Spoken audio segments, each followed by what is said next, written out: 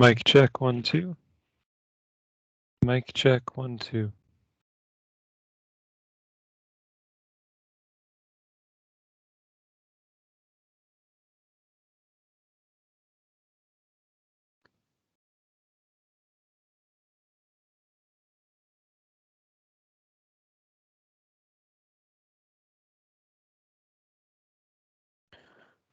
Okay, so today I'm going to go through an overview of the standard setting method that we're going to be using in our standard setting meeting coming up on June 30th. So I'm going to introduce a few terms that will be important to know, and I'm going to walk us through the method that we're going to use to come up with the standard of performance. And to do that, I'm also going to show some software that I've written that will aid us, hopefully, in doing these activities. So why don't I start things off by just introducing some terms. So there's going to be a few terms that we are going to have to get to know pretty well in order to do this work. And the first big one that we want to be able to know is, let me share my screen here and I'll annotate while I talk. Let's share screen. So the first big term that we really need to make sure we know is minimally sufficient. Let's make this big. Zoom.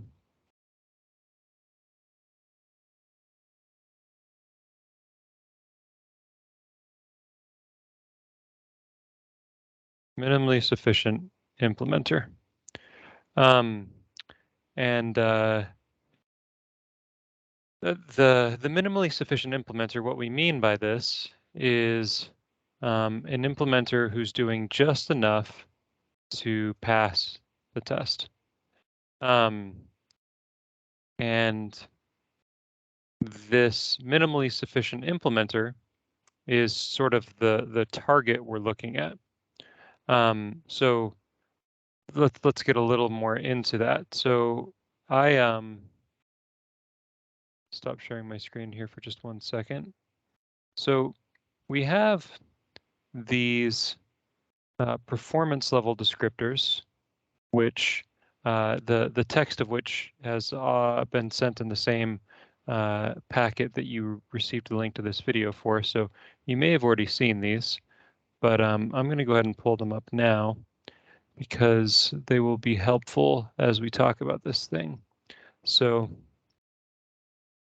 our performance level descriptors were written by many of the individuals who are on this call. So they won't be new to most of you, but they may be new to some. And what these performance level descriptors are a description of what someone, their description of an implementer who is implementing the SDLMI with minimally sufficient fidelity. So that is to say that if we look at one of these performance level descriptors, we can go ahead and grab adherence here.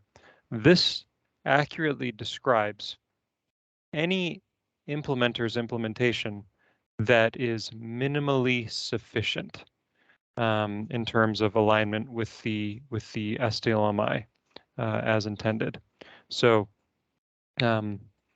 this description, I'll go ahead and read it aloud, is adherence is defined by A, teachers delivering SDLMI instruction consistent with their individualized SDLMI implementation schedule, and B, teachers during instructional sessions addressing the 3 SDLMI core components namely presenting the SDLMI student question that is the focus of the lesson, meeting the aligned teacher objectives, and using aligned educational supports during instruction based on student support needs. The performance level descriptor here, as was intended, helps paint the picture of what a person who is above the minimal passing score on the adherence component of the fidelity measure, what they are to look like, how we might describe them. Now, when the people who helped write these performance level descriptors came up with them, they were imagining the minimally sufficient implementer. And again, we just covered what the minimally sufficient implementer is. That's the implementer who's doing just enough to pass the measure. So, it's not the most stellar implementer in the world, but it's also not, an implementer who's not doing enough, right? It's an implementer who's doing just enough of a good enough job of aligning with how the SDLMI is supposed to be done, that we say, yeah, they're minimally proficiently implementing the SDLMI. So with these performance level descriptors as the target for what we're looking at, your job is to look at these descriptors and imagine in your mind an implementer who just barely meets this description, right? Not someone who meets this description and a whole bunch of other things, and not someone who meets this description, to the maximum possible extent, but someone who, just barely ekes out, an implementation that meets this description. That is what the minimally proficient implementer is. So keep that person in your imagination, while we're talking about these standard setting activities now, and certainly when we come on June 30th to actually do the standard setting. It's really important that you imagine this minimally proficient implementer. Please don't, let your imagination wander to other implementers that you've worked with, or implementers you may be about to work with in the coming year. Try and focus on that minimally proficient implementer, because that minimally proficient implementer is the person who best characterizes where the cut score of this test needs to go, right? So the cut score is the point. I'll go ahead and actually create a visual aid for this. Let's see. Share screen. So when I say the cut score, what I mean is that, pretend or imagine that we have some test, and that test has a distribution of scores. Let's assume that they look approximately normal. So, here on the y-axis, I have my number of examinees who take the test. And this test, of course, could be our fidelity assessment. And along the x-axis, I have the total score on the exam. And let's just pretend for ease of explication that this exam has a total score from 0 to 10, right? So the worst score that someone can get is a 0, and the maximum possible score is a 10. So, this test, it looks like, has just about, a more or less perfect normal distribution where, most examinees are scoring near the middle. And some are scoring to the extreme, and some are scoring to the other extreme.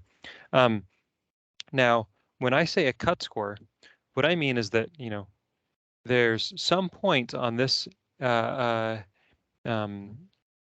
total score where we say anyone above that point passes and anyone below that point fails, or does not pass.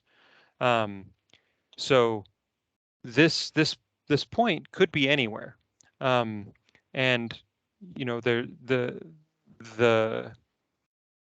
the meaningfulness of where the location is chosen for the cut score should be defensible. And that's, of course, what we're trying to do. What we're trying to do in our standard setting activity is to choose a point for this cut score that is defensible. And the way we're going to do that is by looking at each item under each of our 3 different domains and sort of choosing ratings for those items of how likely we think the minimally proficient implementer would score on them. Now, I'll get into that in more detail in just a moment, but to finish up the introduction to what I mean by a cut score, suppose we have some exam that's scored from 0 to 5 on the total score metric, and we choose some point, and I'll go ahead and just draw it here. Let's say we choose some point, let's say where the 6 is, and we say that this is my cut score. So what that means is that anyone above that cut score passes, and anyone below that cut score fails or does not pass. So there's a couple of really important things to talk about here. That, when we choose this cut score, no matter where we put it, there's going to be people just due to random error who might not pass when they should have. And there are going to be other people who do pass when they shouldn't have. For me, it's always easiest to talk about these things when I'm talking about some type of licensure testing, which isn't too far of an analogy from what we're talking about with the SDLMI fidelity measure. But for a while, I worked with people on the United States medical licensing exam.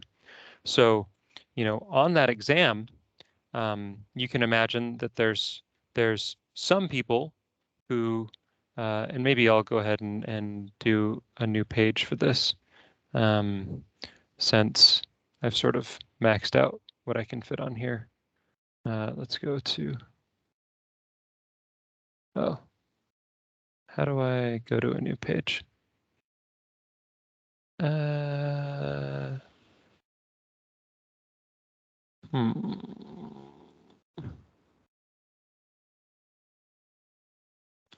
I thought that would be easier than it is, but why don't we just go out and I'll start a new notepad. I'm positive that I can do that. Probably just needed to scroll down or something, but whatever. So, let's go back to this, and I'll leave some of the text out just to make it easier. But let's say that this is our cut score of 6, right? There's going to be some people who score a 7 at a particular point of examination. So say we examine on, let's say we examine them on June 1st. And it still hasn't updated, which is troubling. There we go. And then let's say that we give them another examination. We'll go ahead and create a table for them. Let's say that we, examine them on June 1st. Say these are dates and these are scores. Say we, give them an exam, every day of the week for 5 days. Let's say that they get a 7, they get a 5, they get a 5, they get a 6, and they get a 7. So this person's average score is, did I do this right? Yeah, I did. This person's average score is below a 6, right? It's just barely below. Ooh, no, it's exactly 6. Let's do one more. Let's say that we give them one more exam and they get a 5. So this person's average score is below a 6. We can calculate it if we want to, right? So their average score is 5.83. So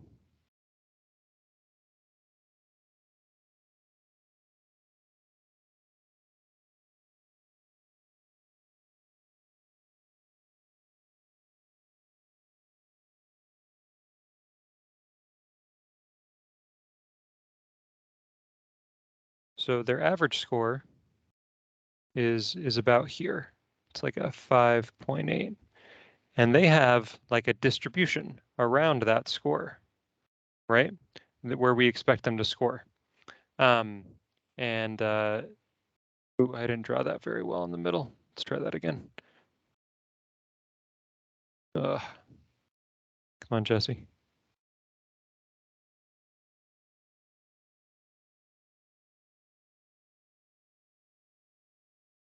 There we go. That's about what I want to draw. So this person, suppose that what we just have here, this set of 6 test points, suppose that that's a good representation of their testing. For any examination, there's going to be some amount of random error in their scores. These are just things that happen by chance. Like maybe we observed them on a bad day, or maybe we observed them on a good day. Maybe they didn't drink their coffee in the morning. Maybe they drank too much coffee in the morning, right? These are just, the infinite, what Shakespeare might call the slings and arrows of outrageous fortune, right? The things that nobody can control. Now, somewhere in that conglomeration of their test scores, somewhere in the middle of the conglomeration of this infinite, hypothetically infinite testing, we find their true score. But there's going to be this distribution around that at which we observe all these other things. So what that means is that there's a chance that this person whose true score is a 5.8, there's a chance that we might give them an exam and they might score a 6 or higher. And that means that we might give them a pass when they don't actually have the requisite skill or knowledge to be deemed, proficient at whatever this exam is supposed to be measuring. So when we do that, when we pass an examinee who shouldn't have passed, we call that a false positive, right?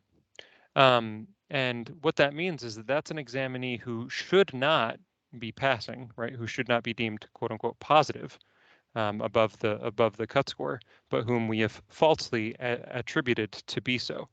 And it's not too big of a jump to imagine the opposite happening, right? We could imagine some examinee who has, and I'll go ahead and erase this other one that we had right here. Let's imagine some other examinee whose maybe their average is like a 6.1, and they have some distribution around that 6.1, in which it's possible that we observe them on a bad day, and we think that their score is here. It's maybe like a 5.8 or something.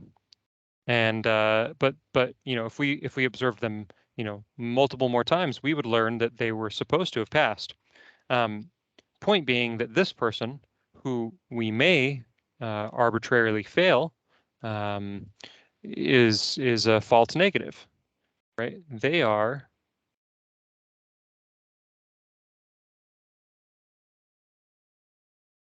a false negative, right? Someone who should not have failed and yet did. So I think I can stop sharing this tablet screen now. So I'll go ahead and type these out really quick and share my screen again.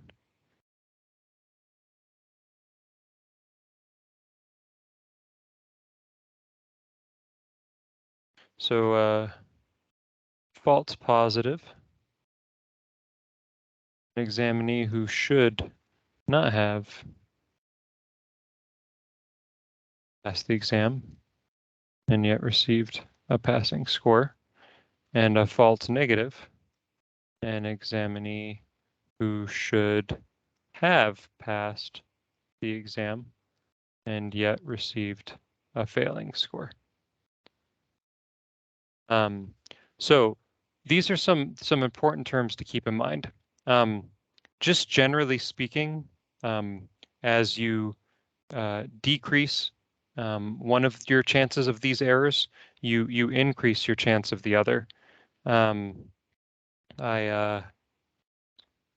guess what I'm trying to decide if I want to share my other screen again. I guess I'll go ahead.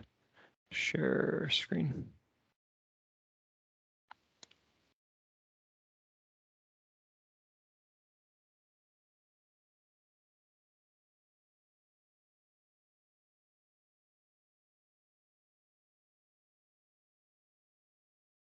So if we moved this cut score that we have here, if we moved it up, I'll go ahead and make another page for this.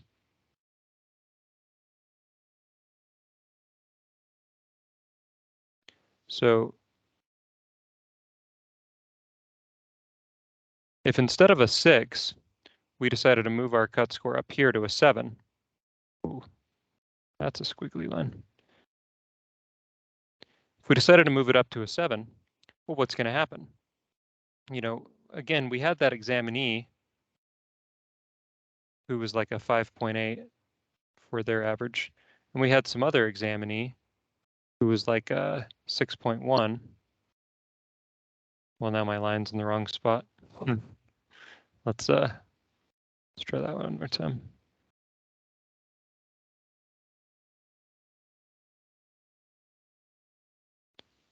$6.1. And what's going to happen as we move the cut score more to the right is that we're going to have fewer and fewer false positives because we're going to make the exam really, really hard to pass. And what that means is that pretty much the only people who are going to pass the exam are people who, should be passing the exam. But what that's going to do is it's going to make it more and more likely that we fail examinees that should have passed, right? Again, because the exam is very, very hard.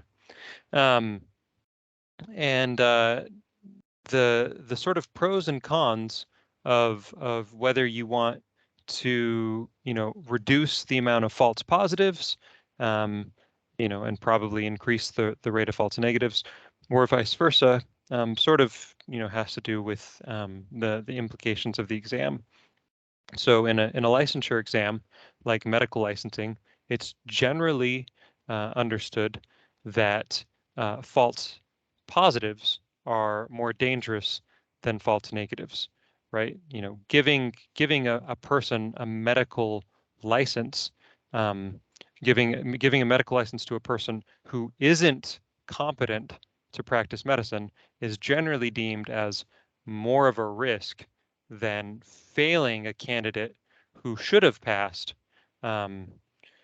because passing that unqualified examinee, they're potentially going to go out into the world and do harm to many people, whereas failing someone who should have passed will certainly be harmful for that person, but weighing all of the harms, it's generally accepted that it's the lesser of the two possible harms. So the way in which we might weigh false positives and false negatives for the fidelity, the SDLMI fidelity measure,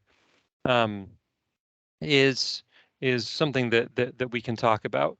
But all things being equal, that we neither want to fail implementers who should be passing, nor pass implementers who should be failing. If we treat those two things as equal, right? Then our conception of the errors don't really need to be differentiated between false positives or false negatives. We can sort of think of the total error, right? That all mistakes are equal. We can talk more about this when we have our meeting on June 30th. So now that we have covered, I'll go back to sharing my my other screen real quick. Share screen. Now that we've covered what the minimally sufficient implementer is, we also covered what a cut score is, the exam score at which point and above an examinee is deemed to have passed. And we've also covered false negative and false positive. Now that we've done that, we're going to talk about the Angoff method of standard setting. So again, our goal here is to come up with a cut score. We're actually going to come up with 3 cut scores because we need one for adherence, we need one for quality, and we need one for responsiveness. So we're going to come up with cut scores for each of these that are defensible. And there are lots of different ways to get there. But the way that we're going to be using is called the Angoff method, sometimes called the modified Angoff. And what this method does and is it's very systematic. We're going to look at each item on the measure. I have all of the items here. We're going to look at each item on the measure within a given domain, and I'm going to have you, the experts, come up with estimates for each of those items on how likely the minimally proficient implementer would be to get a certain score. So what do I mean by that? Well, let's take this, and I'll go ahead and pull up the actual measure because it's probably easier and more familiar to people if I do that. So blow this up.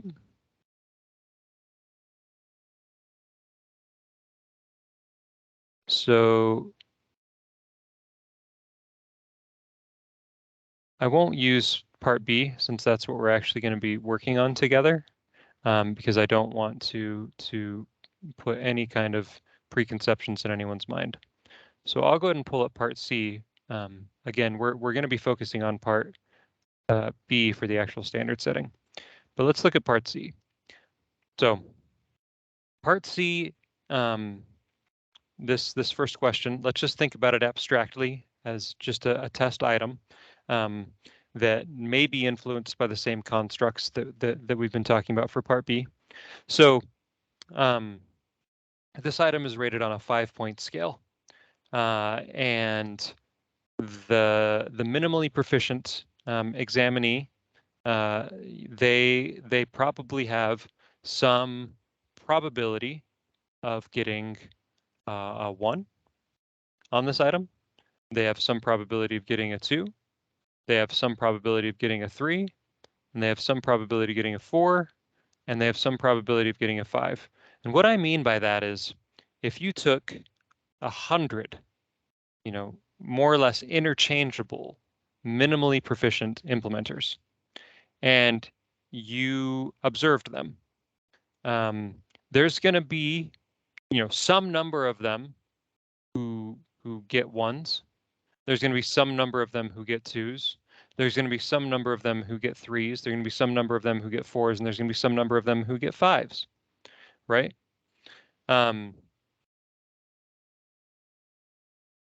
Just heard a sound on one of my devices. Hopefully it's ignorable. So the quantification of those numbers gets after the probabilities of these things. So what I'm saying right now might sound very abstract, but let me show you what this looks like. I've got an app to help us think about this. So so when we actually sit down and do our standard setting, we're going to use this app. that I've built. Basically, the way that this app works is you'll be assigning the minimally proficient implementers to the different scores. So for this item, just happened to grab this one, did the students demonstrate knowledge of their goals and/or the process to achieve them? The possible answers to this are not at all, a little, or somewhat. So, say that we have 100 of these minimally proficient implementers. Well, some number of them are going to get ones. Maybe we think that a minimally proficient implementer is going to get a 1 60-ish% of the time, right? Another way to think about that is that of my 100 minimally proficient implementers, 60 of them are going to get a 1. Okay. And then let's say that maybe, 20 of them get 2s and maybe 20 of them get 3s. So you can see up here, the current expected value for this item is a 1.6, right? It's still closer to 1 than it is to 3, but because there's some weight now given to 2s and 3s, the expected value, is about a 1.6. So what this means is that if I took 100 minimally proficient implementers and I gave them all this item, the sort of average response across those 100 implementers would be a 1.6. Now, why this matters is that, again, what we're trying to get after is the total score that we think that we want to argue is the point where anyone above that is, minimally proficient, and anyone below that isn't. And so if we look at each item within a domain, and I'll pull those up again. If we look at each item within a domain and we come up with the expected score that we think a minimally proficient implementer should get for that item, and we do it for all of the items, then the average of those expected scores for the minimally proficient implementers is going to be our cut score. So let me give an example of this. Let's say that we take 3 items. This is for a hypothetical domain. Could be one of the domains we're talking about, might not be. Let's say that we just have one judge. So let's just think about yourself and say you're the only judge who's determining the cut score on this. Let's say that on the very first item, you said that you were thinking about the minimally proficient implementers, like this. Let's say that this is our hypothetical item, and let's say that you said that there is that 32 of those minimally proficient implementers would score a 1, and that 40 of them would score a 2, and that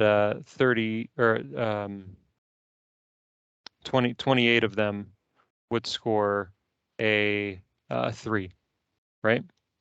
So the current expected value is 1.96, right? Let's write that down, 1.96.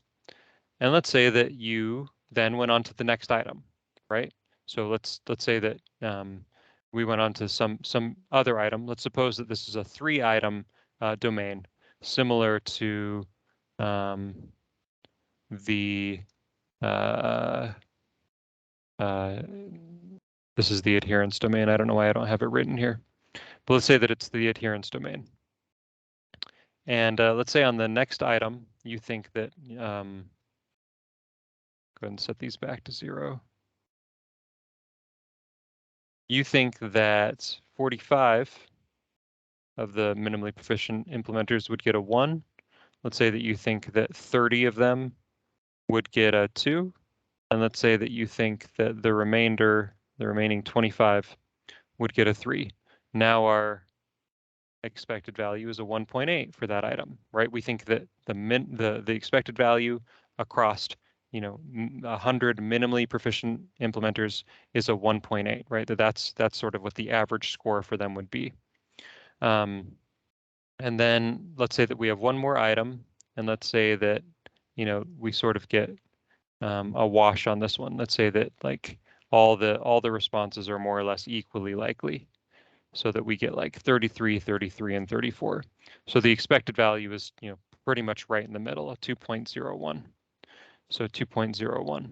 Well, what that means is that the average of these three things, which is a 1.923 here,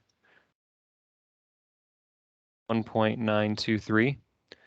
This, for the judge who came up with these ratings, this is the cut score. This is where we can argue, a minimally proficient implementer would score, because we now know what we would expect them to get on every item. And, by summing those items, by taking, oh, and sorry, losing my mind here.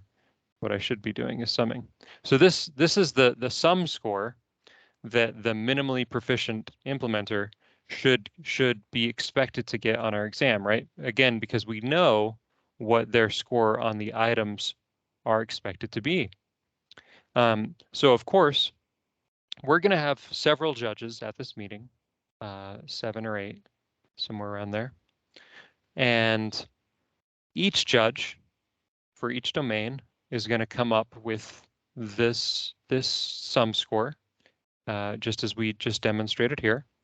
And so we're going to have not just one of these, let's say that this is 5.77. Let's say that, judge 1, 5.77. But maybe judge 2 estimates that the cut score is like 5.6. And maybe judge 3 estimates that the cut score is 5.8, right? And you can see where this is going. But the point is that we will pool our estimates across judges, right? So, the easiest way to do that is to look at the average across judges, which in this case is 5.718 if we round. And we'll do more than one round, especially if we see heavy discrepancies. These are pretty close and nice. We might not always get that when we sit down to actually do the activity. But the point is that what we're going to do is have each judge look at each item using the software, as I've said. They're going to make those ratings for every item. That's going to get us an estimate of the total score from that judge. And then we're going to pool those estimates of the total cut score across judges to come up with the average cut score across judges. And once we've gone through a couple of rounds and hopefully these things coalesce or come to agree at least relatively closely, that will become the cut score for that domain. That'll become our recommendation for the cut score for that domain. And then we'll move on to the next domain. And that's what we're going to set out to do. So just to give you a recap, we're going to keep these things in mind: minimally sufficient implementers, cut scores, false positives and false negatives. And we're also going to keep in mind these performance level descriptors, right? We're going to read these. We're going to use them to visualize the implementer who minimally meets these descriptions. And then we're going to use all of that information to estimate, for a given item, how well we think 100 minimally proficient implementers would score on that item, right? And once we do that for all of our items, we'll have our argument for where we believe the cut score should be. Once we finish that for all 3 domains, we're going to I'll take that information and I'll put it in my report, and that report will go to Carrie Sjogren, and Carrie will then take our information and use it to come up with the final cut score. She may just accept the cut score that we come up with at the meeting, but she may have other things to take into consideration, such as the number of teacher implementations that would be above or below the cut score and things like that. So, which reminds me of one other thing that I wanted to point out. So when we actually meet on the 30th, we're going to go through rounds, as I've just said. So after the first round of item ratings, say for adherence, just as an example, there's 3 items there that we'll rate. Once we've gone through and got our estimated cut scores for each judge, we'll look at how far away the different judges are, and we'll also look at some different information. So, I'll show everyone, where the judges are, how different they are, and I'll also show some information on the, I guess what we would call examinee distribution. So we can look and see how actual examinees scored on that item, just to sort of see, how realistic our estimates are. And then we'll do another round and have some discussions. And I'll also share some information about, how the estimate of the cut score would impact, historical implementers. That is, how many implementers, based on historical data would be above or below a certain cut score. And then we'll have more discussions, and then we'll do a final third round of ratings, and that'll be our recommendation for the particular domain that we're looking at. And that's it. That's what we're gonna do. If you haven't already, please look at the video or videos that were sent regarding the actual measure that Shada was kind enough to record. And please read the fidelity paper as well. And of course, review those performance level descriptors. So thanks for watching. Need to make sure that I stop recording.